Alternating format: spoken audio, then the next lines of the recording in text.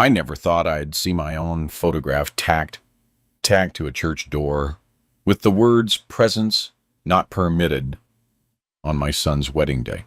Before we continue, subscribe to the channel, activate the notification bell because we have new stories every day. Leave a like and tell us in the comments which city you're watching us from. My name is Michael Vance and I'm 65 years old. For decades, I built a small family empire based on honest work and sacrifice. Properties in Charleston, South Carolina, a construction company I inherited from my father. And I always put my family above everything. Especially Adrian, my only son, the heir to everything I had built with these calloused hands. September 14th, 2024 should have been the happiest day of my life. My son was marrying Bethany, a woman he had met 8 months prior, who supposedly worked as a financial consultant. From the beginning, something about her unsettled me, but Adrian seemed smitten. And I just wanted to see my son happy. That morning, I woke up early, as always. I put on my best suit, the navy blue one I had bought especially for the occasion. I shaved carefully, combed what was left of my graying hair, and even wore a tie Adrian had given me last year for my birthday. I was nervous, but it was a happy nervousness. I was going to give my son away in marriage. I arrived at St. Michael's Church in downtown Charleston at 5:30 in the afternoon. Guests were already beginning to arrive. Some greeted me cordially. Others seemed to avoid my gaze. I thought it was my imagination. Perhaps I was more sensitive than usual, due to the emotion of the moment. But when I approached the main entrance of the church, my world collapsed. There, taped to the carved wooden door, was a photograph of me. A photo they had taken from my Facebook profile, printed in letter size, and underneath, in red letters that seemed to scream, were the words that pierced my soul like daggers. Presence not permitted. I was paralyzed. Guests walked past me, some whispering, others simply averting their gaze with second-hand embarrassment. I felt as if the ground opened beneath my feet, my own photograph prohibiting me from entering my son's wedding. An older woman I didn't know approached and gently touched my shoulder. "Sir, are you all right? You look very pale." I couldn't answer. I could only point at the photograph with a trembling hand. She looked at it and whispered, "My goodness, what a shame." It was then that I saw Adrian emerge from a side door of the church. Our eyes met for a second. I expected to see surprise, indignation, that he would run to me to explain that this was a terrible mistake. But instead, I saw something that shattered me. I saw guilt, and a shifting gaze. My own son knew about this. In that moment, I understood that it wasn't a mistake. It wasn't a bad joke. It wasn't a misunderstanding. It was a deliberate decision. Adrian and Bethany had decided that I had no place on their special day. Without saying a word, I turned around and walked to my car. Each step felt heavy, as if I had rocks in my shoes. I heard murmurs behind me, but I didn't care. I just wanted to get away from there, from that public humiliation, from the most painful betrayal I had experienced in my 65 years of life. I arrived home and sat in my usual armchair, the brown leather one, in front of the television, but I didn't turn it on.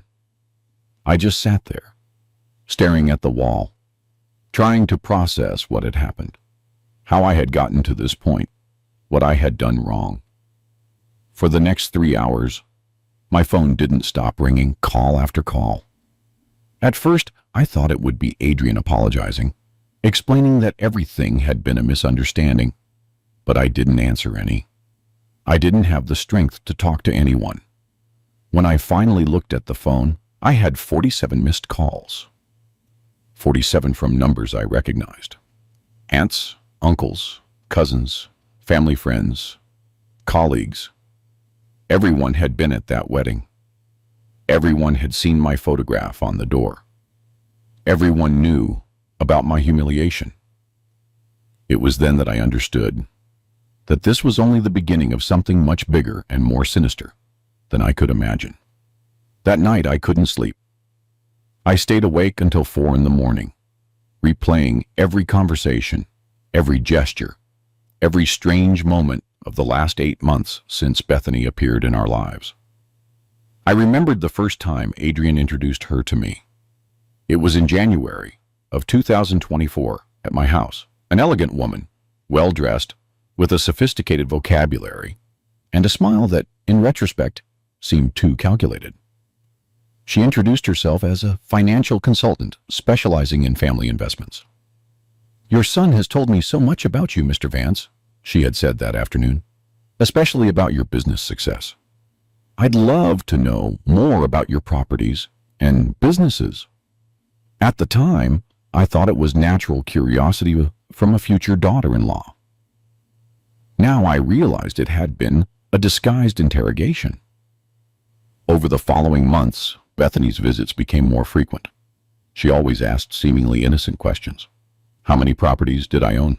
If I had debts, how were my bank accounts organized? I, like a trusting idiot, proudly answered about what I had built over decades. "Dad has 3 condos in downtown Charleston," Adrian would say, admiringly, "and a ranch on the outskirts that's worth a fortune." Bethany would nod with interest, taking mental notes that I now understood weren't for filial love, but for something much darker. The first real alarm bell rang in July. I was organizing my documents when I noticed a complete folder was missing. The one containing the deeds to the property on King Street. I searched the entire house for hours.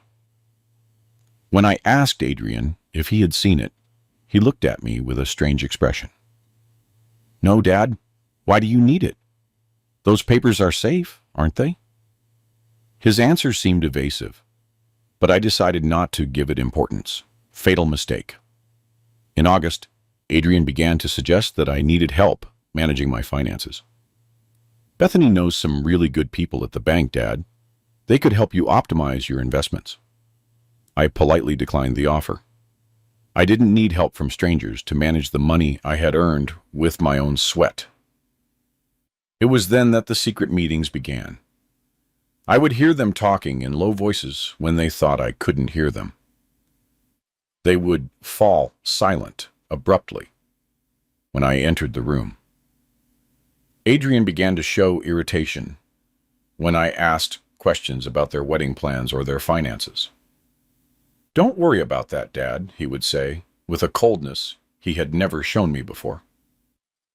Last week, on September 7th, exactly 1 week before the wedding, Adrian came home with some papers. He told me they were routine documents related to the ceremony, things I needed to sign as the groom's father. I, blindly trusting my son, signed without reading carefully. Now, sitting in my armchair at 5 in the morning on September 15th, with a broken heart and a clear mind for the first time in months, I decided to review exactly what I had signed. I got up and went to my desk. I searched through my papers until I found the copies of the documents Adrian had given me. I spread them on the table and turned on the desk lamp. What I read chilled me to the bone. They weren't wedding documents. They were loan applications. 3 different applications, all with my name, my signature, my financial details. The largest was for $50,000, dated for yesterday, the day of the wedding. My hands trembled as I held the paper. Adrian had made me sign my own financial ruin without my knowing it. He had used my trust, my paternal love, my desire to make my son happy, to steal from me. I rushed to my computer and accessed my online banking. What I saw on the screen confirmed my worst fears. The $50,000 loan had been approved and transferred yesterday at 3:47 in the afternoon, exactly 33 minutes before I arrived at the church and found my photograph prohibiting my entry. While I was excitedly preparing for my son's wedding, he was robbing me. At that moment, my phone rang. It was an unknown number. I hesitated for a moment, but finally answered, "Mr. Vance, this is Carmen Hayes from Chase Bank. I apologize for calling so early, but we have an irregular situation with your account. Could you come to the branch today?" My nightmare was just beginning. At 9 in the morning, I was standing in front of the Chase Bank branch on Meeting Street. Carmen Hayes turned out to be a middle-aged woman with a serious demeanor who received me in her office with an expression of genuine concern. "Mr. Vance, we need to talk about some very irregular movements in your account," she told me as she opened a folder full of documents. "In the last 72 hours, multiple credit applications have been made under your name, but there are inconsistencies in the signatures and procedures." She showed me the papers. Indeed, there were 3 more applications I had never seen. In addition to the $50,000 loan that had already been approved, there were attempts to obtain another $35,000, $28,000, and a line of credit for an additional $75,000. "The good news," Carmen continued, "is that our security system automatically blocked the last 3 applications because it detected suspicious patterns, but we need to know if you actually authorized these movements." I explained the entire situation, the manipulation, the wedding, the public humiliation. Carmen listened with professional attention, taking detailed notes. "Mr. Vance, this constitutes serious fraud. We need to file a formal complaint immediately. We are also going to freeze all your accounts until we resolve this situation." I returned home with a mixture of relief and terror. Relief, because the bank had averted a greater disaster. Terror, because I had just confirmed that my own son had tried to financially ruin me. But the worst was yet to come.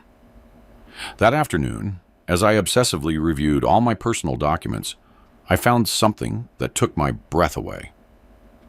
At the bottom of my desk drawer, mixed with old bills, was a folder I didn't remember putting there. I opened it and found photocopies of all my most important documents: property deeds, insurance policies, will, certificates of deposit. But they weren't copies I had made. The paper was different. The print quality was also different. Someone else had made these copies. On the last page, I found something that chilled my blood: a handwritten document in Adrian's handwriting. It was a detailed list of all my assets with estimated values and dates. At the end, a note that read, "Total estimated net worth, $847,000. Plan B, declaration of mental incapacity after exhausting checking accounts. Plan B, declaration of mental incapacity. My son had not only planned to steal my money, but also to take away my freedom, my autonomy, my dignity as a person. He wanted to declare me mentally incapacitated to be able to manage all my assets without legal restrictions." The pieces of the puzzle began to fit together in a terrifying way. Bethany's comments about my frequent forgetfulness when I had never had memory problems. Adrian's suggestions about seeking medical help for my stress. The interrupted conversations that I now understood were detailed plans for my destruction. I continued reviewing the folder and found something even more disturbing: photographs of me taken without my knowledge. Photos where I appeared confused, tired, or in private moments like having breakfast in my pajamas. They had been documenting any moment that could serve as evidence of my supposed mental incapacity.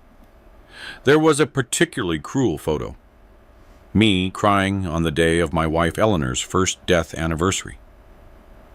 Bethany had been at home that day, supposedly comforting me, In reality, she had been photographing my pain to use it against me.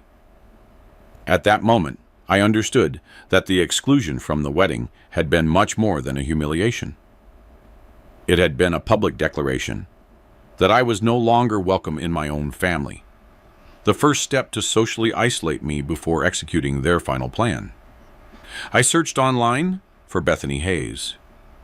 What I found confirmed that my suspicions were correct, but the reality was even worse than I had imagined. Her name appeared in several local newspaper articles from Charlotte and Raleigh. Woman convicted of marital fraud, fraudulent scheme targeting elderly men. Victims lost life savings. Bethany was not a financial consultant. She was a professional con artist specializing in elderly men with assets. Her method was always the same: seduce young men related to the victims, gain access to financial information, isolate the victims from their social environment, and finally, strip them of all their assets. Adrian was not her accomplice. He was her tool. But there was something the articles didn't mention, something I had just discovered by reviewing those handwritten documents.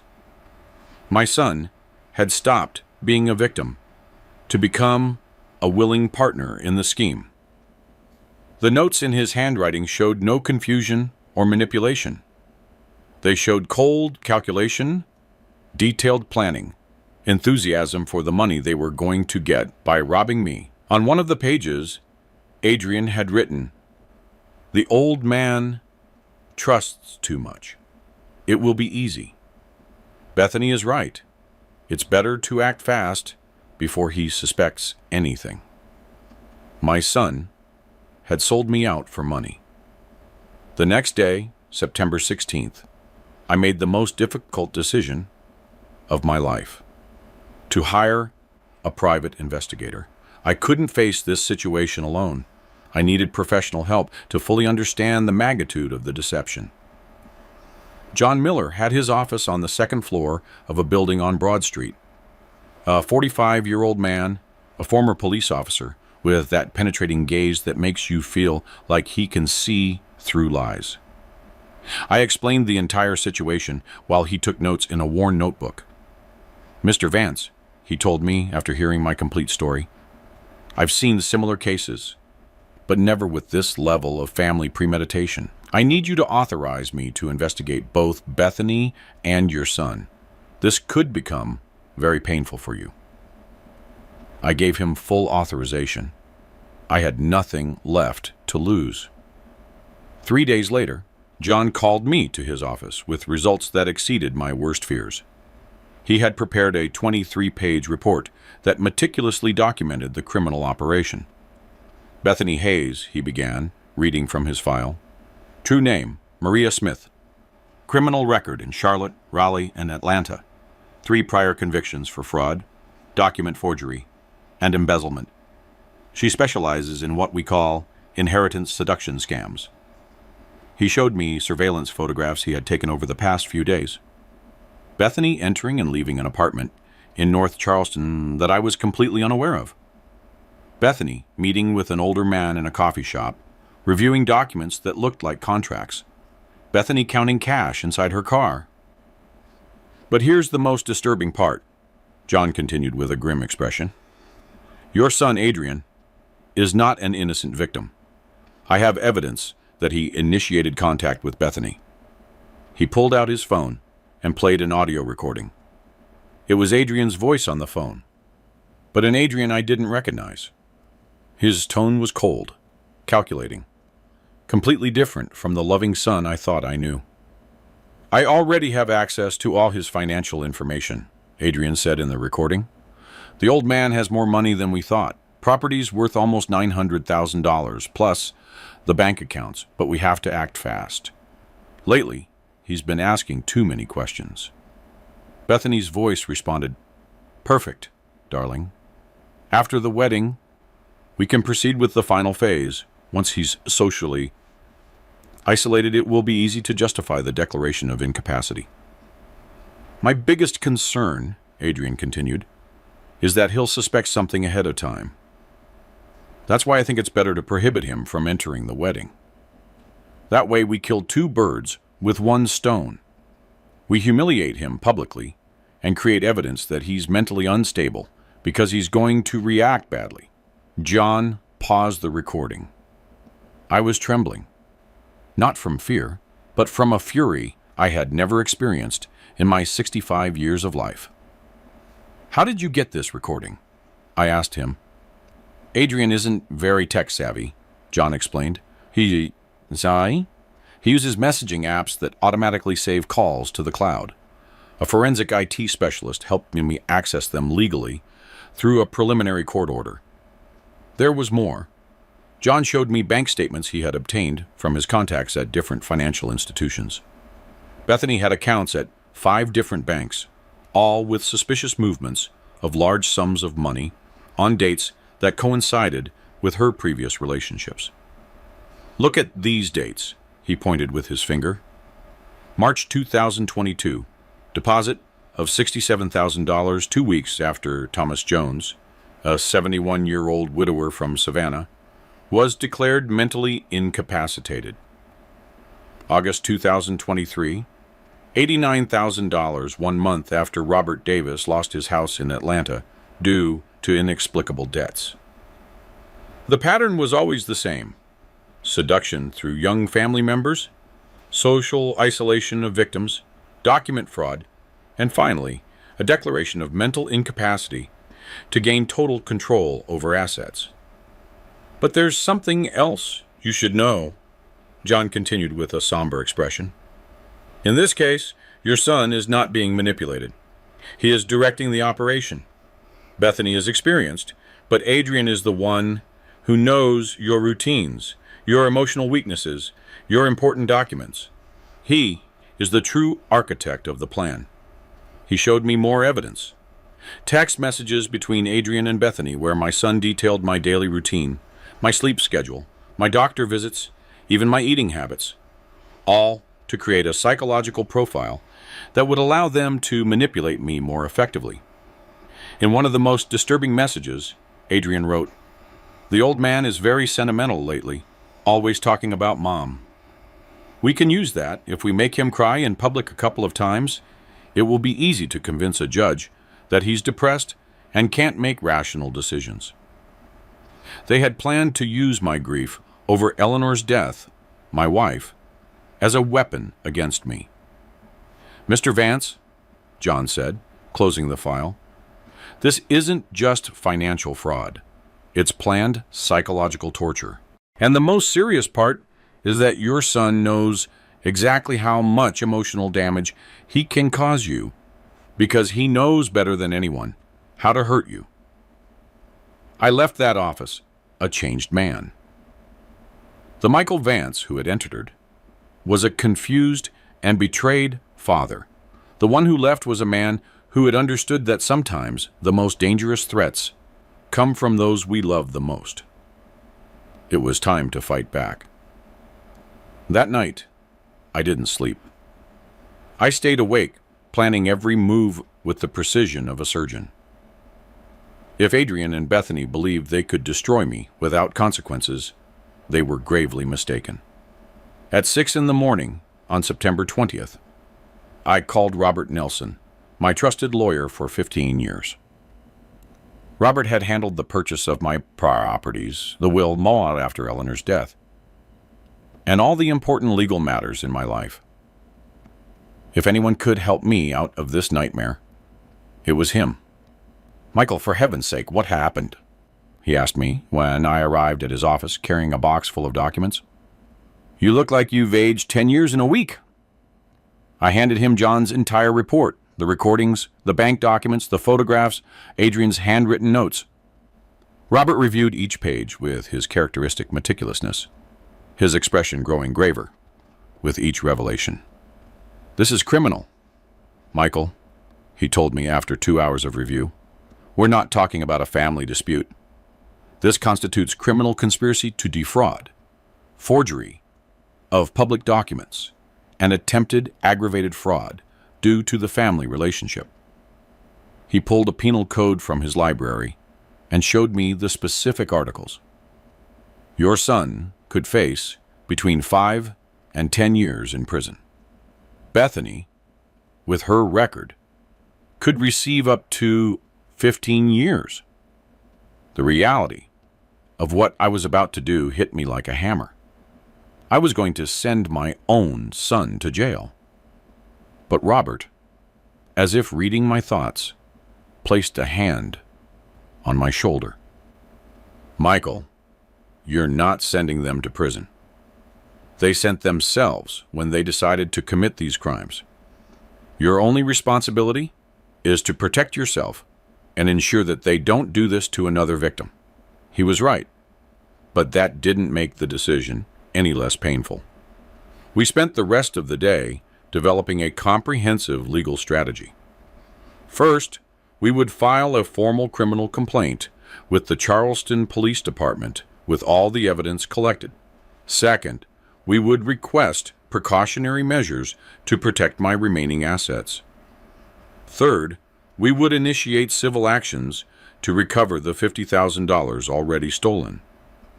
But there's something else we need to do, Robert added with a serious expression. We need to protect you from any future attempts to declare you incapacitated. We are going to request a complete psychological evaluation that demonstrates your full mental capacity, and we're going to change all the designations in your will and legal powers of attorney. That afternoon, while Robert prepared the legal documents, I returned home to perform the most difficult task, securing all of the evidence before Adrian and Bethany tried to destroy it. I searched every drawer, every file, every corner of my house. I found more disturbing things. In an envelope hidden behind some books, I discovered copies of my house keys that I had never authorized. Adrian had made duplicates without my knowledge, probably to allow Bethany to enter when I wasn't there. I also found a small device taped under my desk. I didn't know what it was, but I photographed it from all angles before carefully removing it. Later, John would confirm that it was a spy microphone. They had been recording my phone conversations for months. In my bedroom, I discovered that some medications had been tampered with. The blood pressure pills I took daily had been replaced by similar but different ones. A later analysis would reveal that they contained mild sedatives designed to cause drowsiness and mental confusion. They had been medicating me without my knowledge to create evidence of my supposed incapacity. The depth of their betrayal knew no bounds. That night, John arrived at my house with more detection equipment. We found 2 hidden cameras, one in my living room and another in my kitchen. For months, Adrian and Bethany had been observing every moment of my private life, studying my routines, identifying vulnerabilities. They've created a complete psychological profile, John explained, as he disassembled the cameras. They know exactly what makes you sad, what confuses you, what situations stress you out. With this information, they could have fabricated public episodes that would support their plan to declare you incapacitated. As I processed all this information, I received a call that chilled my blood. It was Adrian. "Dad, we need to talk," he said with a voice that tried to sound casual, but which I now recognized as calculated. "Bethany and I are worried about you. The wedding guests said you acted very strangely on Saturday." Acted very strangely? They had begun the final phase of their plan. They were going to use my natural reaction to their betrayal as evidence of mental instability. "Where do you want us to meet, son?" I asked, keeping my voice as neutral as I could. "At home, tomorrow morning. Bethany wants to apologize for the wedding misunderstanding." Misunderstanding. That's what they called my public humiliation. "Perfect," I replied. "I'll be waiting for you." After hanging up, I immediately called John. "They're coming tomorrow. I need you to record the entire conversation." "It's already set up," he replied. "But Michael, this is going to be very hard. They're going to try to manipulate you emotionally. They're going to make you feel guilty. They're going to use your paternal love against you. Are you sure you can handle it? I looked at Eleanor's photographs on my nightstand. My wife would have wanted me to protect everything we had built together during 35 years of marriage. I wasn't going to let these criminals destroy her legacy. I'm ready, I told John. It's time for Adrian and Bethany to find out who Michael Vance really is.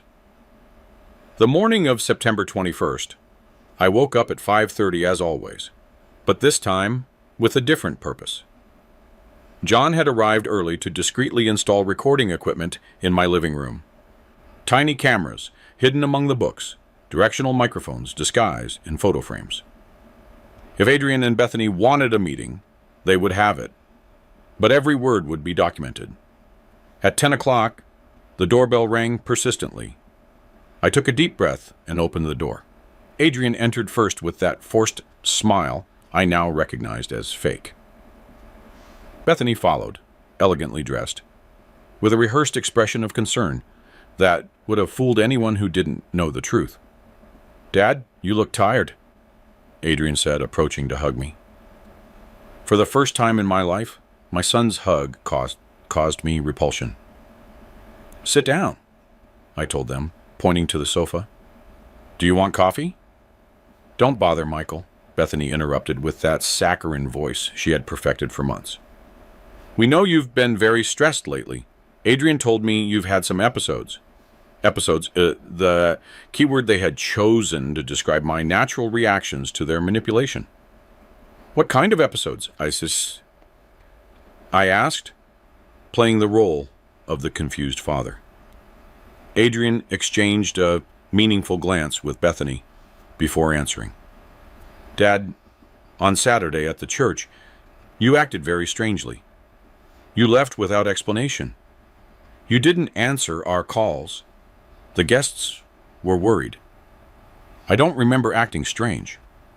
I lied deliberately. Could you explain to me exactly what happened?" Bethany leaned forward with a maternal expression. "Michael, you found your photograph on the church door and reacted disproportionately. We never authorized that. It was a bad joke by some young guests. A perfectly crafted lie. They had prepared this version of events to make me doubt my own memory." "But I saw how you looked at me, Adrian," I insisted. "You seemed to know what it was about." "Dad, I think you misinterpreted my expression," my son replied with condescending patience. "I was just as surprised as you were. That's why Bethany and I have decided that you need professional help." There was the true purpose of their visit. "What kind of help?" I asked. Bethany pulled a brochure from her purse. "We know a very good private clinic specializing in older adults who experience confusion and memory loss. Dr. Campbell is excellent." I pretended to read the brochure while processing the magnitude of their cynicism. They were so sure of their plan that they had brought propaganda from the clinic where they intended to institutionalize me. "Also," Adrian continued, "we've thought it would be convenient for someone else to temporarily manage your finances, just until you feel better. Bethany has a lot of experience in wealth management," he added. "And as family, we know what's best for you." As family, after publicly excluding me from the wedding, they dared to talk about family. "That's an interesting proposal," I replied calmly. "But before I make any decisions, I'd like to better understand my current financial situation. Could you help me review my bank accounts?" Another exchange of glances. They hadn't expected this question. "Of course, Dad," Adrian said with barely perceptible nervousness. "What do you need to know specifically?" "Well, the other day I checked my statements and found some movements that I don't remember authorizing. A loan, for example." The color drained from Bethany's face. Adrian cleared his throat. "Oh, yes, that loan," he said, trying to sound casual. "Don't you remember? You asked me to help you with the papers because you said the small print confused you." "I asked you for help?" I asked, with genuine curiosity. What did I need $50,000 for? For future medical expenses, Bethany improvised.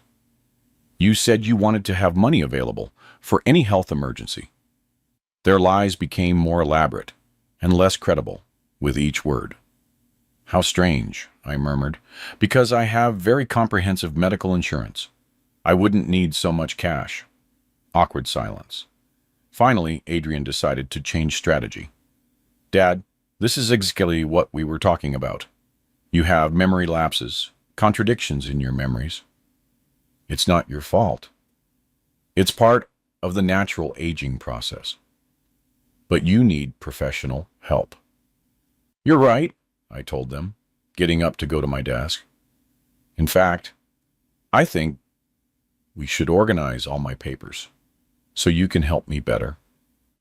I opened the main drawer and took out the folder containing copies of all the evidence I had collected. Their faces turned to stone when they recognized some of the documents. Look how interesting, I said, showing them the photographs they had taken without my knowledge. Do you remember when you took these photos? Bethany stood up abruptly. Michael, I don't know where you got those photographs, but I think we should leave. Oh, but we've just started the conversation, I replied with a smile that didn't reach my eyes. Look, I also found this. I pulled out the copies of their handwritten notes, including Plan B, which mentioned my declaration of mental incapacity. Adrian turned completely pale. Dad, I can explain. There's nothing to explain, son, I told him, with a calm that surprised even myself. I understand perfectly what you've been planning. What you don't understand is that I am no longer the helpless victim you thought I was.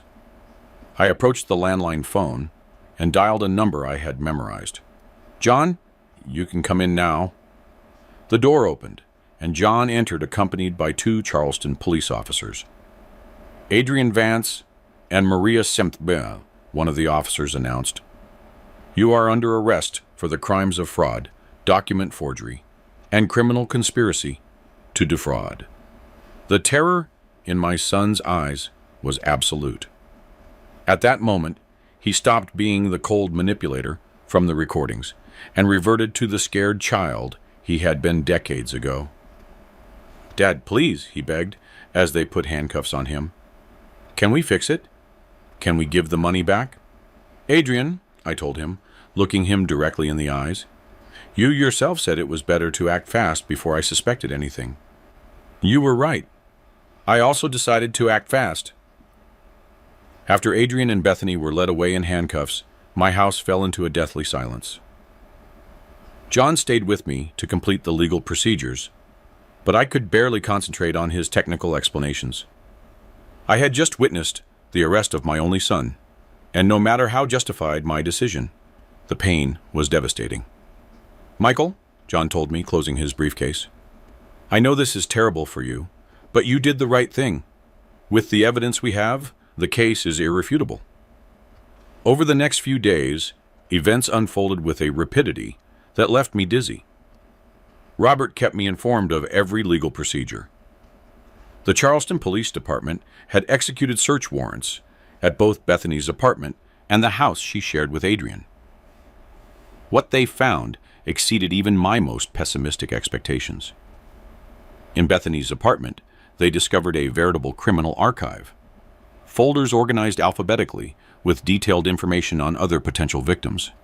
Men over 60, widowers with significant assets, and single children. My folder was the most voluminous, with photographs, schedules, psychological analyses, and even recordings of private conversations they had obtained through the spy devices. They had turned your life into a scientific study, Robert explained to me, showing me copies of the evidence.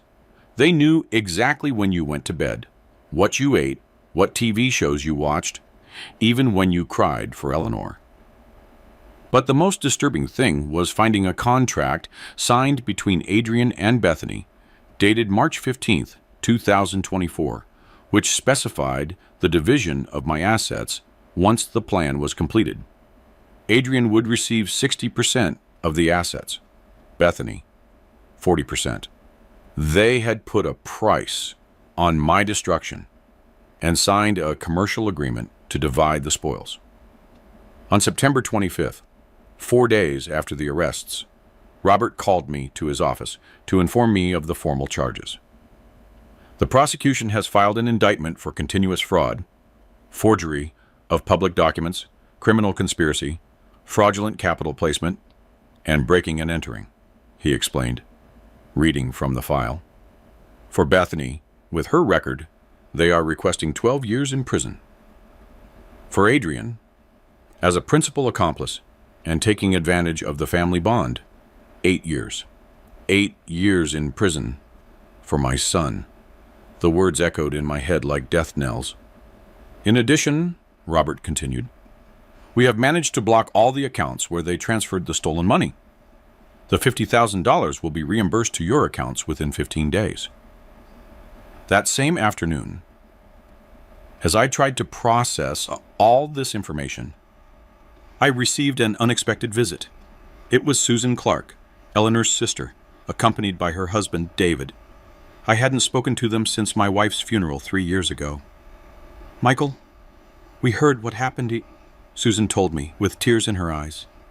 We can't believe Adrian would do something like that. Eleanor would be heartbroken. They invited me to dinner at their house that night.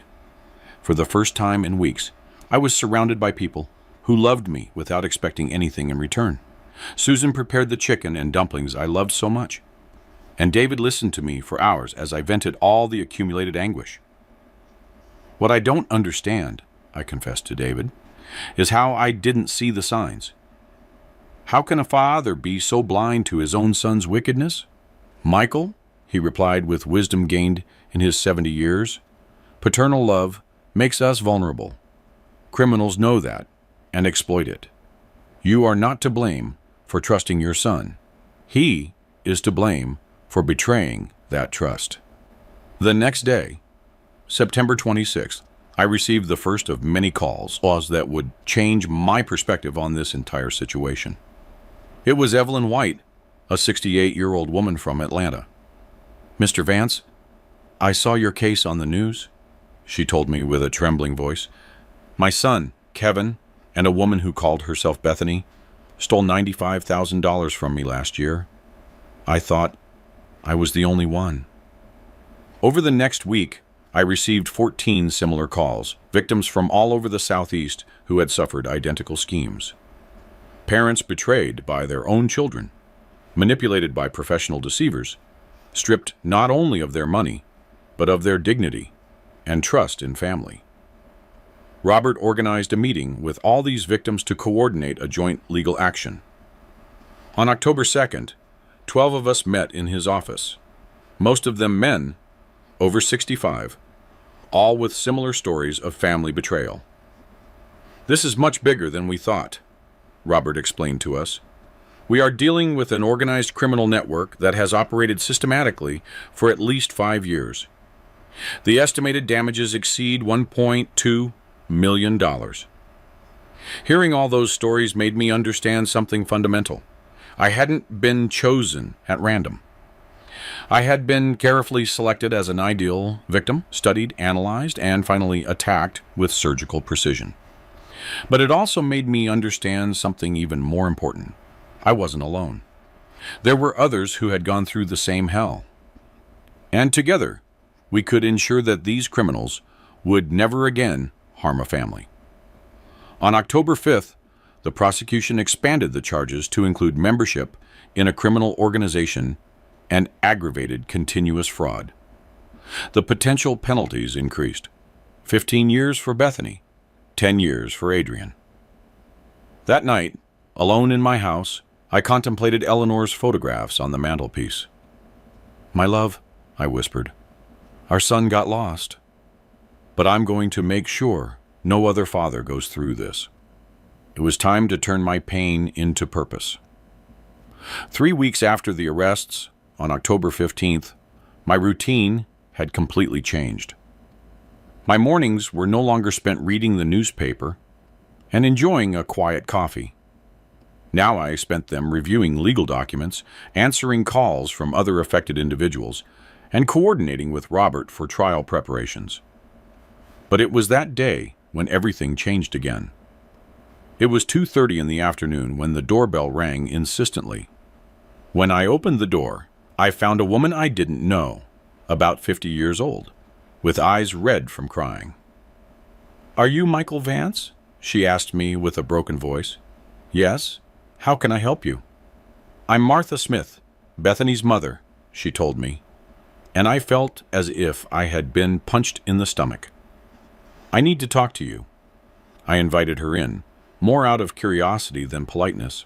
What could the mother of the woman who had tried to destroy my life tell me? Martha sat on the edge of the sofa, nervous, wringing a handkerchief in her hands. "Mr. Vance, I don't know how to start," she murmured. "I came from Charlotte as soon as I found out what my daughter had done. I wanted to apologize and tell you the truth about Bethany." Over the next hour, Martha revealed a story that made me understand the diabolical complexity of the entire situation. "Bethany isn't her real name," she began. "Her real name is Maria Smith. She legally changed her identity when she turned 18.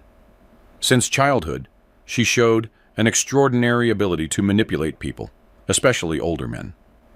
She told me how Bethany had started her scams with her own maternal grandfather, convincing him that his other grandchildren wanted to rob him until she managed to get him to leave her his entire inheritance. Then she continued with neighbors, family acquaintances, all way perfecting her technique. "The first serious case was when she was 23, Martha continued, wiping away her tears. "She seduced the son of a millionaire widower from Miami, just like she did with your Adrian. The poor man lost his house, his savings, everything. He committed suicide 3 months later." Martha's words chilled my blood. Bethany wasn't just a con artist, she was a predator who had perfected the art of destroying families. "But there's something else you should know," Martha added with a grave expression. "Bethany never worked alone. She has partners, a network of accomplices who help her identify potential victims. Your son wasn't seduced by chance. He was specifically selected after they investigated your family for months." She explained that the network operated like a business. They had investigators who identified profitable targets, psychologists who created manipulation profiles, and even corrupt lawyers who helped legalize the fraudulent transfers. "Adrian," Martha continued, "was initially contacted at a bar near his work in March of 2023. A man who introduced himself as a financial consultant offered him a very lucrative family investment opportunity. Only after several months of gradual manipulation was he introduced to my daughter. A full year. They had spent an entire year preparing the ground before Bethany appeared in our lives." "Why are you telling me all this?" I asked her. Martha looked at me with an expression of maternal pain that I recognized perfectly. "Because even though Bethany is my daughter, I can't allow her to continue destroying families. And because I want to help you understand that your son was also a victim. At least at first." Her words confused me. "What do you mean?" "For the first 6 months, Adrian genuinely believed he was in love and that the investments were legitimate. But when he discovered the truth, instead of reporting her or protecting you, he chose to become an active accomplice. That was his true crime. She handed me a box full of documents. This includes recordings of the meetings where my daughter trained Adrian on how to emotionally manipulate you, how to use your memories of your wife against you, how to fake filial concern." I opened the box and found cassettes labeled with dates. Training session, Adrian, August 15th, 2024. Final preparation, emotional strategy, September 10th, 2024. "There are 23 tapes," Martha explained. "They document the entire process of your son's conversion from victim to perpetrator." That night, after Martha left, I sat in front of my old cassette player and began to listen to the recordings. What I heard was more disturbing than anything I had discovered until then. In the first tape, dated June 12, 2024, I heard Adrian crying. "I can't do this to my father," he said between sobs. "He trusts me. He loves me unconditionally. He's the only family I have left." Bethany's voice responded with calculated coldness. "Adrian, your father is an obstacle to our future together. If you really love me, you have to choose between him and me." In the following tapes, I could follow my son's gradual transformation.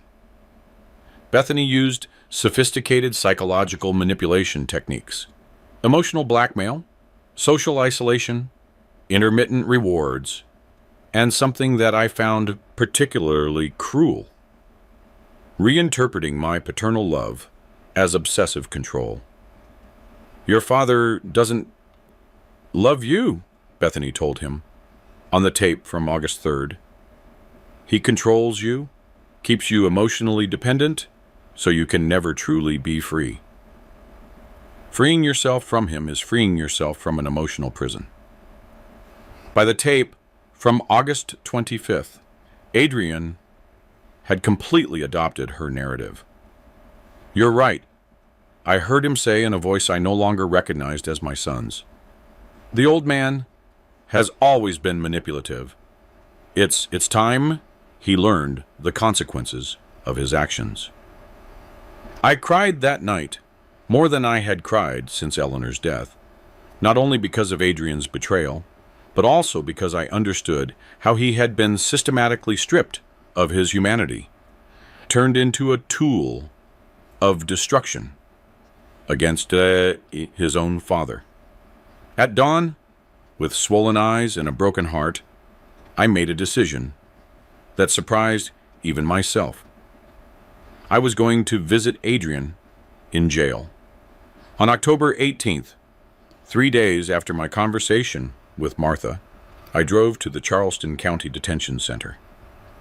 I had formally requested a visit with Adrian through Robert, and after 48 hours of bureaucratic procedures, it had finally been approved. During the drive, my hands trembled on the steering wheel. I didn't know what I expected from this encounter. To confront my son, to seek answers, to try to recover some vestige of the man I thought I had raised. The detention center facilities were exactly as I had imagined: cold, gray, surrounded by barbed wire that constantly reminded you that inside were people who had lost their freedom due to terrible decisions. After passing through 3 security checkpoints, I was led to a visiting room divided by bulletproof glass panels. I sat on a plastic chair and waited. When Adrian was brought in, I barely recognized him. In just 3 weeks of prison, he had lost significant weight. His hair was disheveled, he had deep dark circles under his eyes, and he wore an orange uniform that made him look much older than his 32 years. We looked at each other through the glass for almost a minute without speaking. Finally, Adrian picked up the phone on his side, and I did the same. "Dad," he said with a hoarse voice I almost didn't recognize. "I didn't expect you to come." I didn't expect to come either," I replied, with brutal honesty. "But I needed to see you with my own eyes." His eyes immediately filled with tears. "Dad, I'm so sorry. I know there's no excuse for what I did, but you need to know that it didn't start as a plan to rob you." "I know," I told him, surprising him. I talked to Bethany's mother. I listened to the recordings. His expression changed to total shock. "What recordings?" "The 23 tapes where Bethany systematically trained you to become my enemy, where she taught you to use my love for your dead mother against me, where she convinced you that my paternal affection was manipulation." Adrian began to cry openly, leaning his forehead against the glass. "Dad, She had me completely controlled. She isolated me from all my friends. She made me emotionally dependent on her. She convinced me that you were the villain in our family story. And when did you decide that was true? I asked him directly. At what point did you stop being a victim to become my willing executioner? Adrian remained silent for several minutes, visibly struggling with his answer. It was after I signed the contract with her, he finally admitted.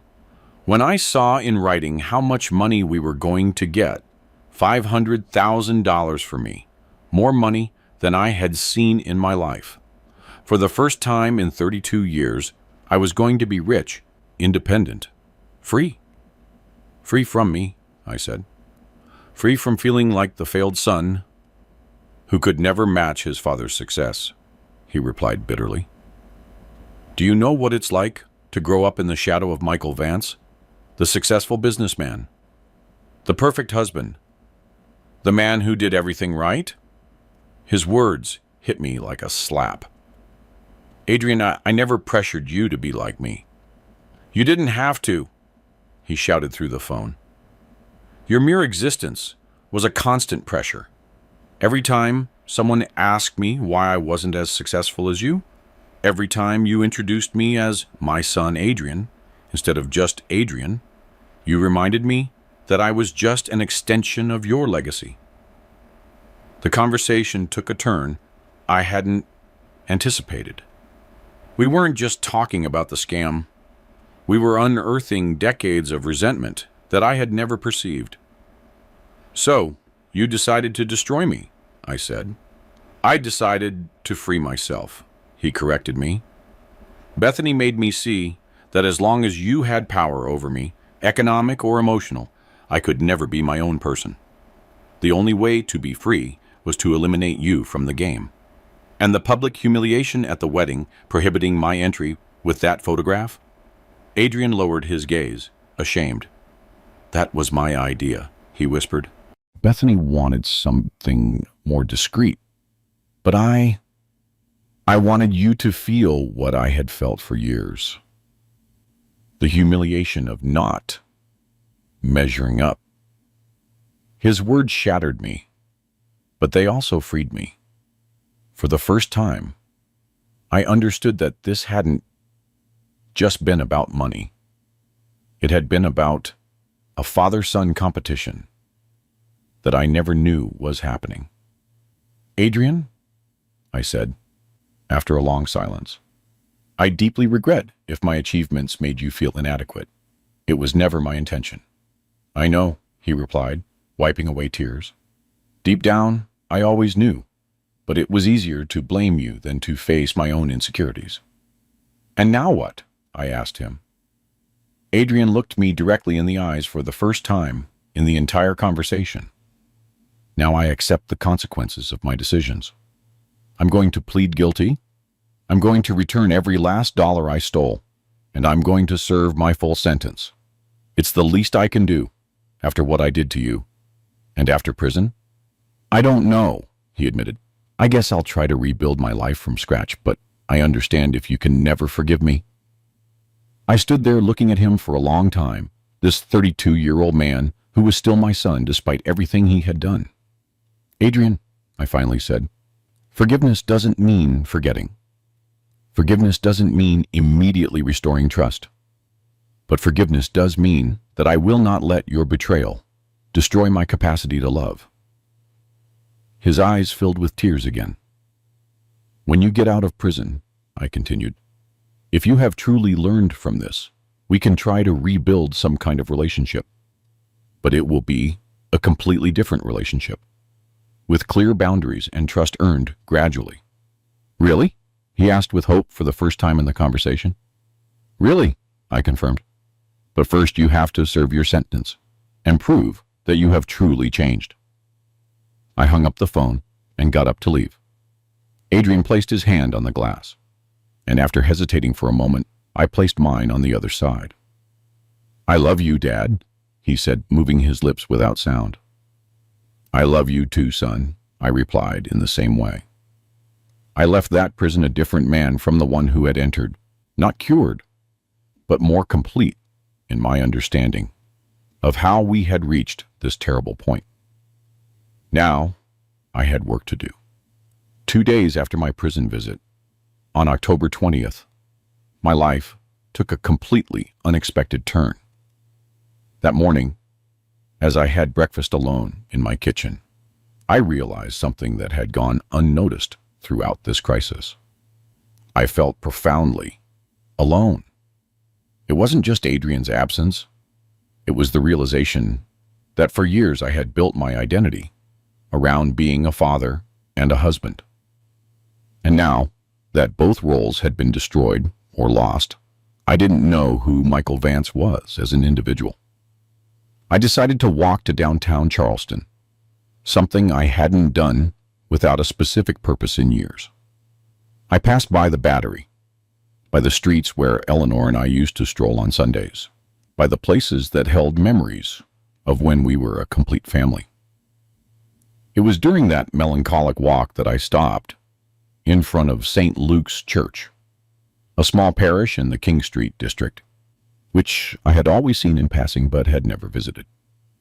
Something compelled me to enter. The interior was modest but welcoming. There were about a dozen elderly people praying in silence, and at the side altar, a priest in his 60s was arranging fresh flowers. Seeing me, he approached with a genuine smile. "Good morning. I'm Father Andrew Clark," he said, extending his hand. "I haven't seen you around here before." "Michael Vance," I introduced myself. "I was just walking." Father Andrew had that penetrating, yet kind gaze that people who have heard 1,000 confessions have learned to see beyond words. "Would you like to sit for a moment?" he asked, pointing to one of the pews. Sometimes the Lord guides us to places where we need to be. I sat down, and without knowing why, I began to tell him everything that had happened. Eleanor, Adrian, the betrayal, the loneliness, the feeling of having failed as a father. Father Andrew listened without interrupting, occasionally nodding with understanding. "Michael," he said when I finished my story, "what you're telling me isn't the story of a man who failed. It's the story of a man who had the courage to defend his dignity when his whole world was crumbling." His words surprised me, but I lost my son.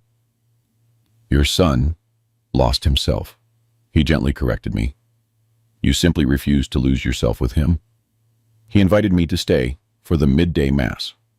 During the ceremony, I met other people who, like me, had come to that church seeking refuge from different personal storms. Mary Johnson, a 61-year-old woman who had lost her husband the previous year, sat next to me. "I saw your case on the news," she whispered during one of the hymns. "How terrible what your son did to you." After Mass, Mary invited me to have coffee with a group of parishioners who met weekly at the parish house. "We're like a chosen family," she explained as we walked. "Well, people who, for different reasons, have had to rebuild our lives after 60. The group consisted of 8 people: widowers, divorcees, parents whose adult children lived in other cities, people who, due to various circumstances, had had to redefine what family meant in their later years. Over the next few weeks, I began to attend these meetings regularly. For the first time in months, I had a place where I could talk freely about my pain without feeling like a burden to others. Robert Adams, a 73-year-old man whose son had died in a traffic accident, helped me understand something fundamental. "Michael," he told me one afternoon as we walked through the church courtyard, "the pain of losing a child, whether through death or betrayal, never completely disappears, but it can transform into wisdom that helps others." It was Robert who suggested the idea that would change the course of my remaining years. "Have you thought about creating a support group for parents who have been victims of family fraud?" he asked me. "With your experience and the contacts you've made through the legal case, you could help many people who are going through the same thing." The idea immediately resonated in my mind. Over the next few weeks, I worked with Father Andrew and Robert to formally establish the St. Luke's support group for victims of family fraud. On November 15th, we organized our first meeting. I expected perhaps 5 or 6 people. 23 men and women from all over the Southeast arrived who had been deceived, robbed, or betrayed by their own family members. Each story was different in the details, but all shared common elements: emotional manipulation, abuse of trust, social isolation, and the devastating loss of faith in family. During that first meeting, I listened to David Harris, 68, tell how his daughter and son-in-law had secretly sold his house while he was hospitalized. To Karen Miller, 72, explain how her grandson had used her identity to apply for multiple credit cards. To John Taylor, 70, describe how his son had emptied his retirement account to gamble in online casinos. "The worst part isn't the money," Karen said through tears. "The worst part is that I no longer know who to trust. If my own family betrayed me, how can I trust anyone else?" Her words perfectly summarized the psychological trauma we all shared. At the end of that first meeting, something extraordinary happened. Without anyone planning it, all 23 attendees stood up and formed a circle, holding hands. "Perhaps we lost our blood families," David said firmly, "but we have found a family of choice." That night, after saying goodbye to the last member of the group, I remained alone in the parish house with Father Andrew. "How do you feel?" he asked me. For the first time in months, I answered him with honesty. "I feel like my pain has a purpose." Over the next few weeks, the group grew exponentially. The media began to cover our activities, which attracted the attention of victims from all over the United States. But more important than the numerical growth was the personal growth I experienced. Helping others process their pain helped me process mine. Turning my traumatic experience into a resource for others gave meaning to all the suffering. On November 30th, exactly 1 month after the first meeting, I received a letter from Adrian from prison. "Dad," he wrote, "I heard about the group you created on the news. I'm proud of you. You've turned our family tragedy into something that helps others. That's what I always admired about you, your ability to find good, even in the worst situations." Reading those words, I understood that my healing process was truly beginning. 6 months later, in March of 2025, I am sitting at my desk writing these lines, while looking out the window at the garden I have begun to care for again. The flowers Eleanor planted years ago have bloomed again under my renewed attention, as if the house itself had healed along with me. The St. Luke's support group now has 127 active members distributed in 12 cities across the Southeast. We meet every Sunday after Mass, and we have established a 24-hour crisis hotline for people who discover family betrayals. What began as a way to process my own pain has become a life mission that gives meaning to every day. This morning, I received a call that filled me with deep satisfaction. It was Sarah Green, a 69-year-old woman from Asheville, North Carolina, who contacted our group 3 months ago when she discovered that her son had been stealing her pension for 2 years. "Michael," she told me, with a voice that radiated peace, "I wanted to thank you. After months of working with the group, I have finally managed to forgive my son without letting him hurt me again. I have found that delicate line between maternal love and self-protection." Those words perfectly summarized what we were all learning, that loving doesn't mean being a victim, and protecting yourself doesn't mean stopping loving. The legal process against Adrian and Bethany concluded last month. Bethany was sentenced to 14 years in prison and ordered to pay restitution of $1.3 million to all her victims. The criminal network she had led was completely dismantled, with 12 additional accomplices receiving sentences ranging from 3 to 8 years. Adrian received 9 years in prison, but due to his full cooperation with the justice system and his testimony against the other members of the network, he could be eligible for parole in 6 years. During these months, I have maintained regular correspondence with him. His letters have evolved from initial self-pity to a genuine understanding of the harm he caused. He has begun psychological therapy in prison and is studying to obtain a technical degree in accounting. "Dad," he wrote in his last letter, "I've come to understand that my resentment towards you was actually resentment towards myself. You never asked me to be like you. I put that pressure on myself, and when I couldn't meet it, it was easier to blame you than to face my own mediocrity." Those lines moved me deeply, not because they meant an immediate reconciliation, but because they demonstrated authentic growth.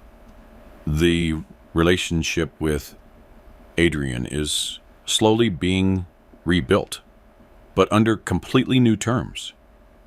It is no longer the traditional father-son relationship based on blind trust and unconditional love.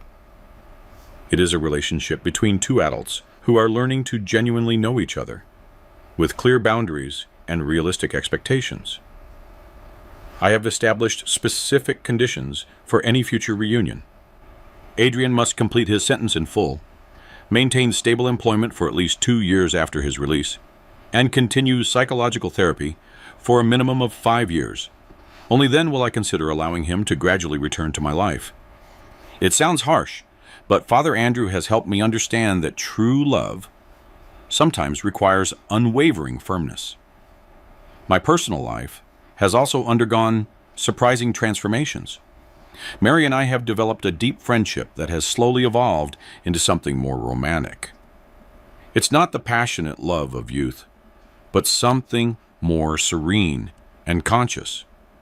Two mature people who have suffered significant losses and have learned to value authentic companionship. "We're not trying to replace our old loves," Mary told me during a dinner 2 weeks ago. "We're creating something completely new, based on who we are now, not on who we were." She's right. Eleanor will always have a sacred place in my heart, but I've learned that the human heart has capacity for multiple forms of love when it's healthy.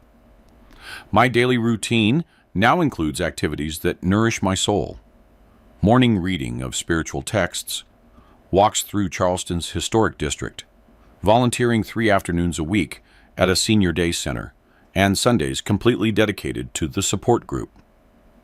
I've discovered that my experience with family fraud has made me a kind of specialist on the subject. Robert has invited me to collaborate in drafting new legislation that better protects older adults from these types of crimes. I've also given lectures at universities on the psychology of family manipulation. The most rewarding thing has been receiving letters from people all over the United States who have read about our group in the media and have found hope in our story. Mr. Vance, a man from Boston, wrote, "Your example has taught me that being betrayed by family doesn't mean the end of the ability to trust. It means the beginning of a deeper wisdom about whom to trust and under what conditions."